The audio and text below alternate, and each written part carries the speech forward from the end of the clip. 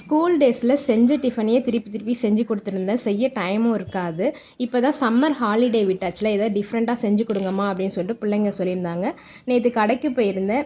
கடைக்கு போயிருந்திருக்கும் போது பிரியாணி சேமியா வந்து வாங்கிட்டு வந்திருந்தேன். இதை வந்து நான் ஃபஸ்ட் டைம் ட்ரை பண்ணுறேன்.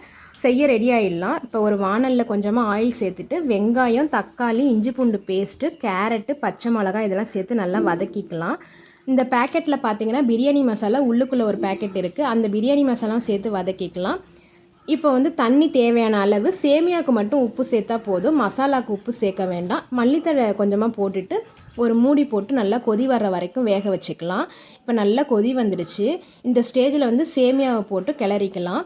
சேமியா சேர்த்ததுக்கப்புறமா ஸ்டவ்வை ஸ்லோ ஃப்ளேமில் வைங்க. அப்போ தான் உதிரி உதிரியாக நல்லா வரும். ஃபஸ்ட் டைம்ன்றதுனால டேஸ்ட்டு எப்படி இருக்க போதும்னு நினச்சிட்டு இருந்தேன்.